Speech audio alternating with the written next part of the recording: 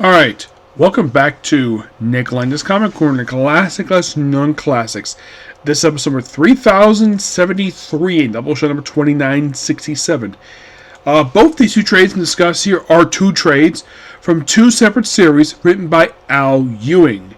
And reading these books again, realize though, Al Ewing is a writer of Marvel Comics who clearly has respect for the characters he's writing, compared to some other characters who do bullcrap stuff.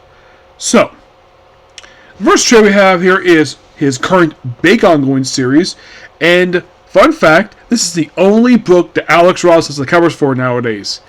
You're thinking, really? Yes, this being Immortal Thor. Volume 2, All Trials Are One. This contains issues. This is what it contains. Issues 7 through 10. And Raxon Presents Thor. Of course, written by Al Ewing. Artwork by Martin Kurzico, who does issues 6 and 7. 8 and 9 is done by Albert Robinson. Carlos Magneto does issue 10. And who does the artwork for Raxon Presents Thor? Greg Land. Yep. A guy I met a couple times. Brief conversation with him. Mostly talk with him about Spider-Man. Yeah. So, the first issue is basically kind of interesting. It's basically Loki telling Thor about his first adventure. And we have the current Loki with the womanly face, despite the fact that it's clearly a guy. Because, of course, Marvel thinks it's a good idea to give a character who's clearly a guy a feminine appearance. I'm sure Jack Kirby is probably rolling his grave if he ever heard about this. He would probably get out of his freaking grave and basically go up to the editor who basically agreed to this and probably punch him in the face for disrespecting his character. Of course, also, I'm sure Jim Stone wanted to do the same thing about Star Fox because he's feminine now for reasons. So, and then we go flashback and we see the feminine Thor. We see the current revived Loki we've seen for a while, Kid Loki and Classic Loki. And by the way, Thor keeps whacking him because, yeah, he knows exactly where he is. And it's basically about the past. It's a fun standalone issue. And it deals with a giant. It feels like a classic Thor story that you hear from. Excuse me. It's almost like reading this. It's like you can clearly tell reading this that Al Ewing is clearly a Thor fan. And then the issue ends with an appearance by Scourge the Executioner, who is mysteriously alive, Amor the Enchantress, and Don Agar, the Minotaur, who looks like this disgusting head.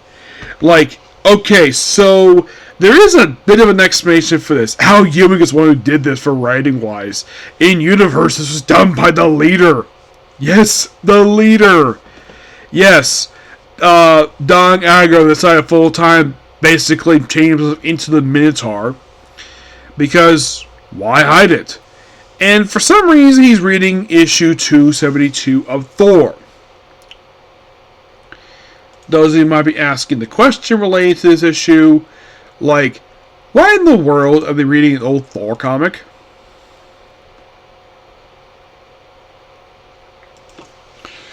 And you're thinking, who wrote this one?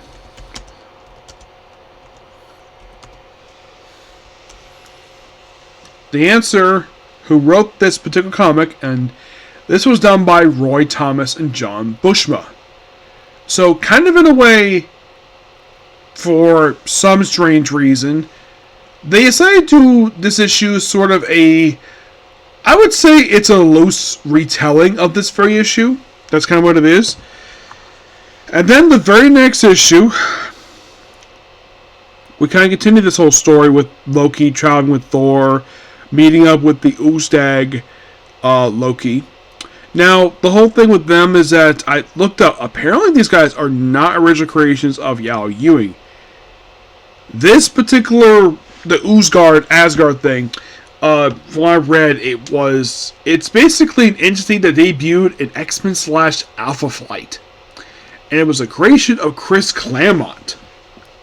So basically, Al Ewing is expanding upon an idea that Chris Claremont created back in the 80s. Yep. And then we see Loki see like an alternate version called Loki. Yes. And then like fighting like a version of the Midgard Serpent. We see various people here. It's a fun, basically, single issue. And then the very next issue, issue 8, we have Thor paying a visit to his mom, who has completely altered herself. Yes. For some strange reason, the artist made her look like this. Oh, and by the way, Al Ewing writes the fact that Gaia forgets the fact that Thor is her son. At least, basically, Al Ewing basically remembers that, oh yeah, Gaia is basically Thor's mom. Some writers mistakenly believe that Odin's wife is basically Thor's mom, even though that's not true at all. And it's all about, basically, about anti-pollution matches, and that's kind of what we have to deal with here, and basically, well, Gaia basically forgetting the fact, and, well, has to fight her, and then like, okay, the pollution, so, okay, I know exactly where to go. I'm paid. This is the frickin' Raxon. It's like, and then the reception's like, welcome to Raxon headquarters, sir. May certification. He just bumped his hammer on her desk, like, right. 6-inch versus who rules Raxon? The one who rules Maxon, the Minotaur. His greed, evil had been with himself, and my mother for many years. I will speak on that with him. I'm sorry, it's absolutely impossible. May I take that elevator that leads to his office? It's a secure elevator. I gotta trust that Mr. Agar does not take meetings without prior appointments. Well, he says, then he will see me. Find an appointment for a meeting with Dagger Agar for some considerable time. And he just walks right through, just swing his hammer around. And that's how the issue ends. I'm like, okay, interesting. Oh, love the fact that you have Enchantress ripping up the cover of Thor's debut from Journey to Mystery number 83, which is awesome. And he's like, Minotaur! And just relax, like, it's Mr. Dagger Agar when I'm at work, Thor. This is a place of business. Now, here's the thing. Thor has not encountered this guy since Jason Aaron wrote him. Yes. And by the way, this man should be in jail for collaborating with Malachi, the Accursed, during War of the Realms. But no, because of the fact that he's frickin' rich and he's the CEO of a frickin' oil company, he's able to basically go scot-free despite the fact he collaborated with monsters. And then, of course, like, this is a place of business. After all, this is not your royal rumpus room. They do have property limits in Asgard. Do you have a slight idea how many laws you can break in, I wonder? Those elevator doors were real gold, you know. Inkland diamonds from my private mine. Gold and diamonds, you say? What is your desk made of? Finest Brazilian smashed the freaking thing, which is so funny. It's like, Is that mean to impress me, Thor? Yes. I love the fact, basically, like, yeah, clearly Thor wanted to beat the crap out of them, and Dagger's like, yeah, we'll just basically chat for a while, because basically I'm awesome. Yeah, despite the fact his head is disgusting.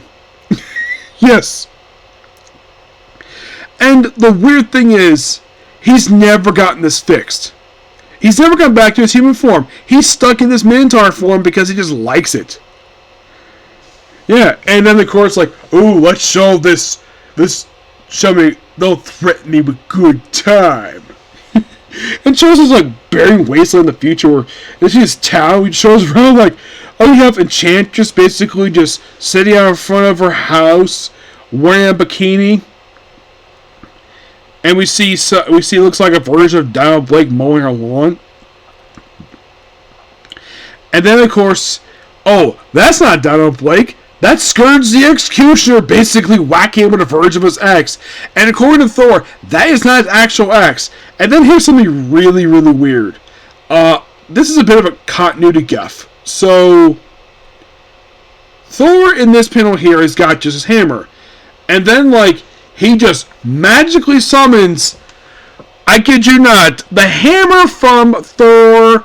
Actually, that wasn't what debuted Thor on. It debuted in Avengers Endgame.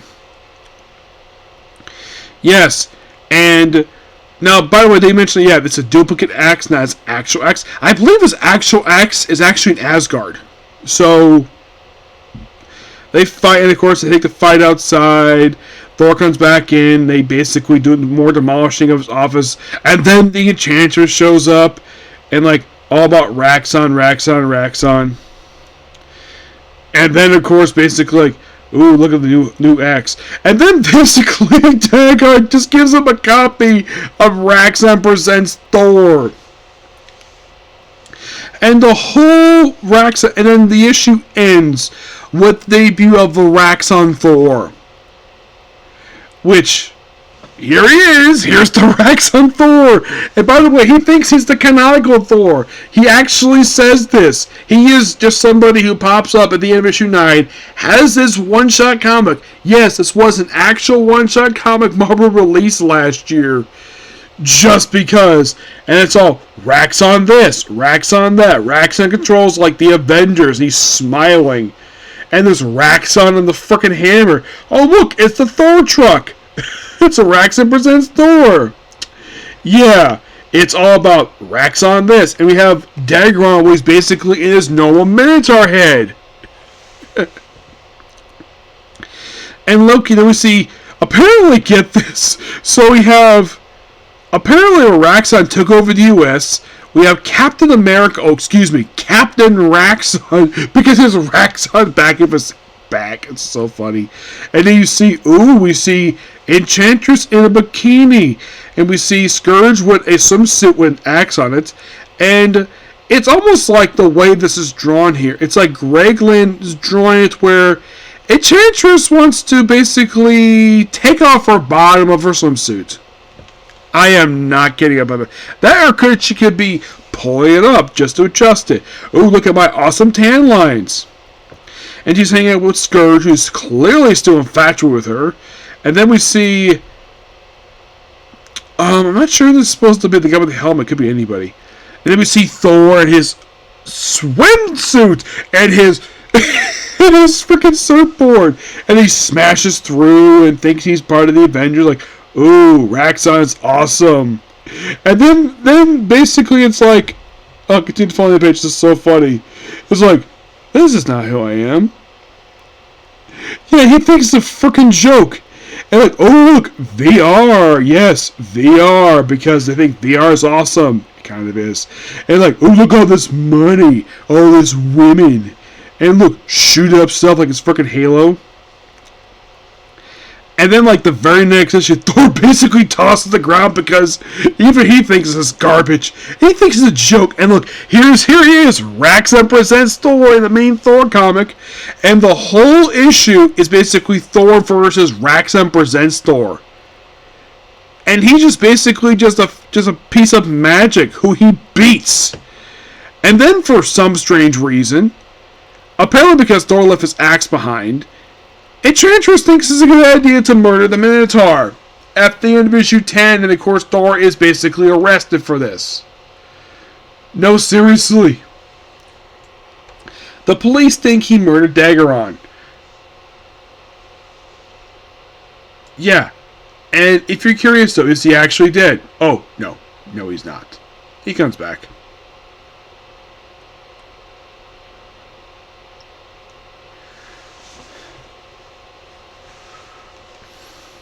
He stays there for a while, but basically the whole thing with him, he's the keep.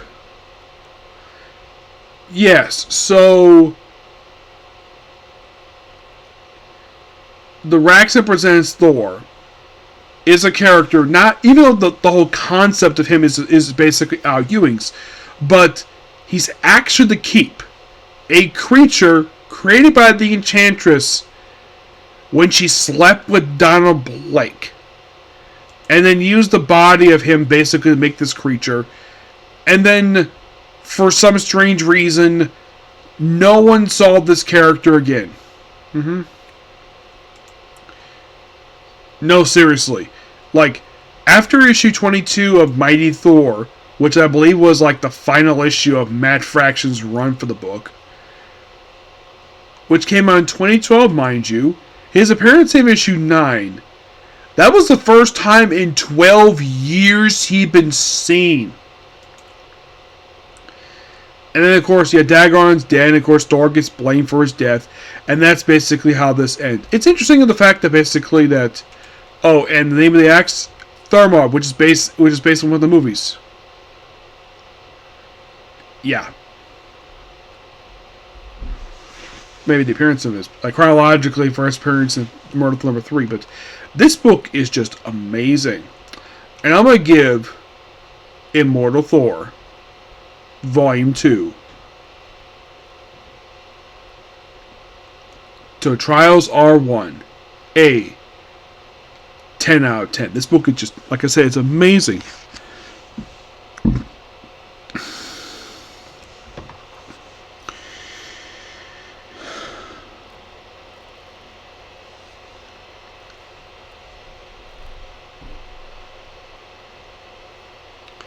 Next up, basically, is Resurrection of Magneto, also by Al Ewing. That's the cover there. Yeah, it's one of the X books. Yep. And this is basically continuing where X-Men Red left off. And I'll detail about the ending of this book. So, and this is another book you could definitely read. You could tell that Al Ewing clearly has a lot of respect for Magneto, because the whole book is all about him. It is technically Magneto's second miniseries on the Krakoa era, and this will be his last one he ever had. Now, his last one being The Trial of Magneto, which came out when John Hickman was wrapping up his run for the Krakoa stuff after like a year. The artwork in this book is drawn by Lucia Veneto. The cover art is done by Safa Castelli and Jesus Abaroff. So, we flash back and we see Magneto was wrong. Basically, it's a flashback when he was died. And you see here, and you see Storm waking up in bed with another guy. By the way, no, it's not the Black Panther. It's just some guy named Craig. It's her new romance. Because for some reason, some people in Marvel do not want her to reunite with Black Panther. Despite the fact that was actually a really popular relationship. People love that couple. And then for some strange reason, they decided to have them get divorced. I'm like, any reader would say this: Black Panther, why would you divorce a hot woman like Storm? The answer in story, because she sided with the X-Men against the Avengers. I'm like, she was protecting her friends. And it was all about the whole thing with the Phoenix Force. So then we have where we basically are this, and of course we see the appearance here by Adam Burscher, aka Blue Marvel, and Talia. And now Blue Marvel is technically not a creation of Al Ewing per se.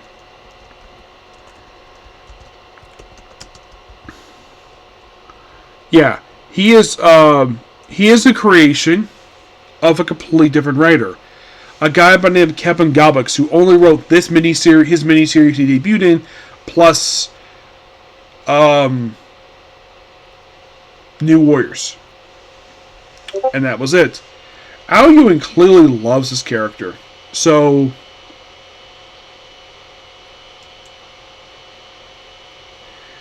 yeah. So prior to this miniseries, you're probably all thinking, when was the last time he was seen? Well, he was also seen in a Thanos book by Christopher Cantwell, which book was excellent, by the way. Yeah, he was also seen there, but he appears in the first issue of this book, and then he appears in the following 2 issues. By the way, this is basically Talia, who is an Al Ewing character. She debuted in Defenders Volume number 6. Oh, and the thing with this woman is Galactus' mom. No joke. Yeah, so you have Adam Busher hanging out with Galactus' mom. Does anybody find this weird? Or the fact that apparently, like, Galactus is a daughter that no one wants to talk about? Yes, seriously.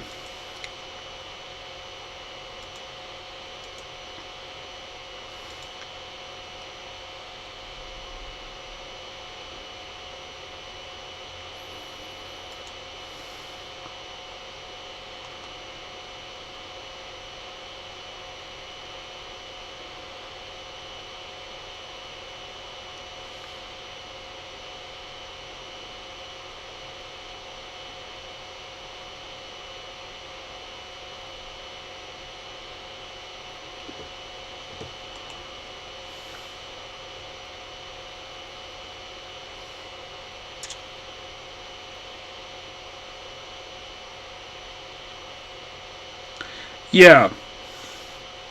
So basically, they were just deciding if they can.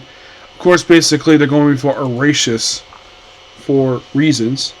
So, and of course, basically Talia basically wants. And of course, basically all Storm wants to do is to find a way to revive Magneto, and she sees Death. The Great Tribunal is basically ahead, though this is actually not the original Great Tribunal. This is basically Adam Warlock.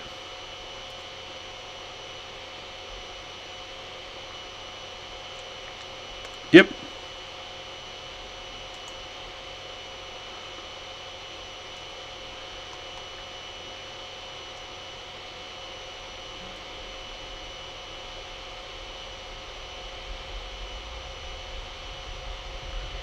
Yeah, so basically, like, she goes to these people here, and then, of course, like, you fight this creature here. Then she defeats it, and then it sees, like, a version of herself. We have flashbacks of her with Magneto over the years, like, one of the basic is from the 80s. And the whole thing is, she wants to take back Magneto. Magneto died in X-Men Red. So they would see her various versions of herself, like, from the Hidden Years book when Chris came out, and over the years up until current day. And then we see Magneto looks like he's crawling on somewhere with no eyes, and the whole thing of him at this point just basically come alive. Also, we see these mysterious symbols here, like basically Al Ewing is trying to be John Hickman here. So we see Magneto in his white suit, mind you, which he wore in Brian Michael Bendis' run for Candy X-Men. And he's here with Namor. And then we see, I kid you not, we see the helmet from Age of Apocalypse. Yes, for some reason, Al Ewing decided to throw in the Magneto helmet from Age of Apocalypse in this book. For reasons, per se? Yeah, I'm not really sure exactly why we threw in this helmet for, but we did.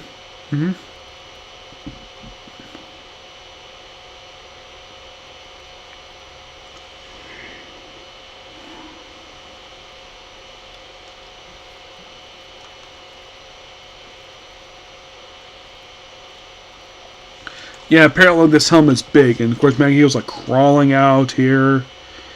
And Storm is trying her best, basically, to try to bring it back. And we see a flashback to the beginning of Krakoa era where Sabretooth was tried and then basically put in imprisonment. And we even see a flashback to trial Magneto. And we see him weightlifting the giant helmet. Which, look at the helmet, that's clearly Age of Apocalypse Magneto. Who, by the way, is actually dead. Yep, Age of Apocalypse. And we see various names. We see Sharon Friedler, Fonde Mortez, Adrian Pernoff, and then Magneto catches his real name, Max Enzerhart. Yes. Oh, There was this one woman who popped up in...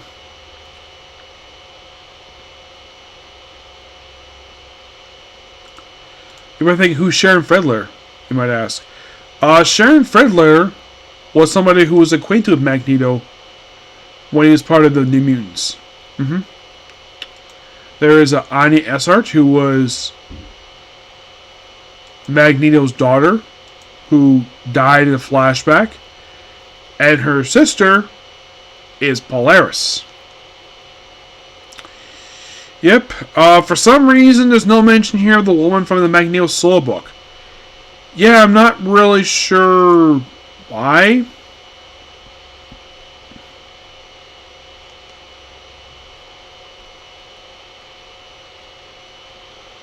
Yeah.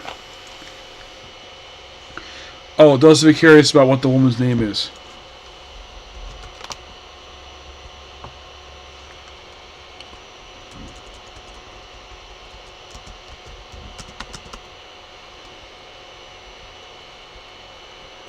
This is one who developed a relationship with him. Her name is Blair Rowley. Yeah, she actually, in the Magneto book, she actually slept with him. Oh yeah, definitely. And for some reason, she's not featured here. No. No, she's not. Do not know the reason for it, but I would have thought basically they would have basically given the fact that it's all Magneto. And we see the various names on the wall. Oh yeah, and then of course the issue ends with him confronting the Shadow King. Classic X-Men on the Shadow King. And we see his golden mask, we see various people here, we do a chess game. One point you have Magneto on the black uniform. You have basically Magneto called Eric, because that's one of his aliases. One of his aliases is Eric Magnus. This one, his real name is Max. Which, of course, basically, he, like, mistake refers to them as their slave names. So, yeah, Magneto basically trying to do it himself. And a lot of it is basically trying to get him to revive. Yep, that's literally what it is.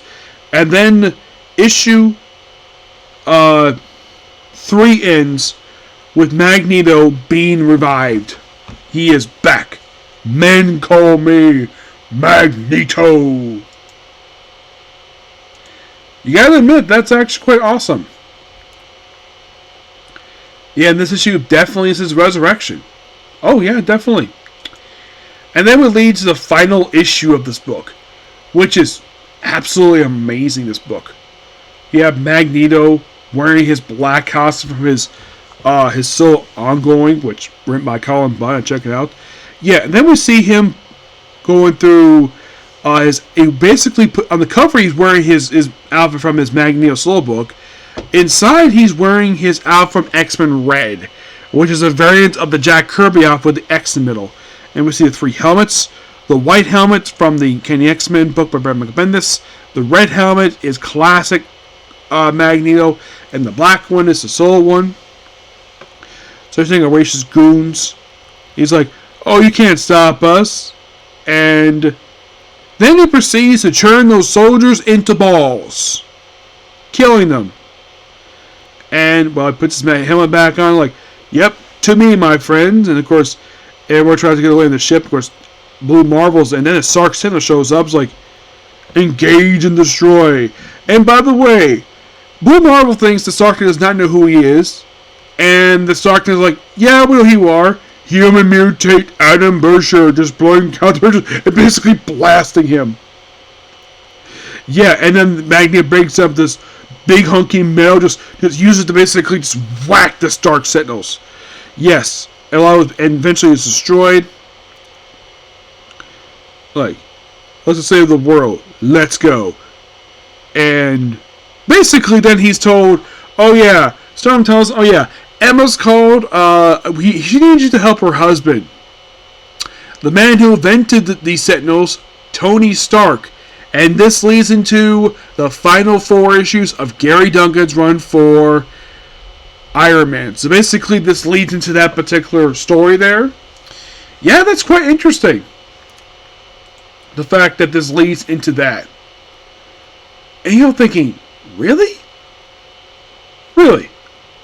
Yes.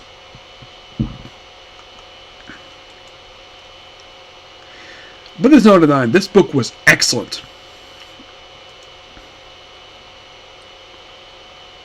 Oh yeah, and also we did this thing called the Dark Cold Room, which also is known as the Shadow Kingdom. Yeah, that apparently is where Magneto was sent. Yes. It's like, you could think of this miniseries as a build-up to stuff basically that Al Ewing was doing X-Men Red. That's kind of what this book is. Like I said, the book was just amazing. Not a bad issue. You can totally tell that basically that nothing is really ignored about the history of Magneto here. And proves the fact Magneto's awesome. Yep. And, well, after the whole appearing in Iron Man and doing some other stuff, and then, of course, now he currently appears next in by Jed McKay, which he's appeared up until issue number 11. He's not in the next issue. Purely because it hasn't come up. But basically, that's what we can find him nowadays. He has made a guest appearance in Rogue Savage Land. Yeah, he's a supporting character in a book that, well, it's supposed to basically fill in a gap. It's supposed to take place between recapping the events of basically book based I'm looking forward to getting into. He also guest on issue Amazing Spider-Man, 68-point deaths. But yeah, at least he's so active. Oh yeah. And I'm going to give The Resurrection of Magneto a 10 out of 10. Awesome book. Okay, so that's pretty much that particular review. Please be sure to like, comment, subscribe, turn notifications, and hit the like button. Well, I'll see you tomorrow with my other anime reviews, and I have one more comic corner to go. Okay, so, bye.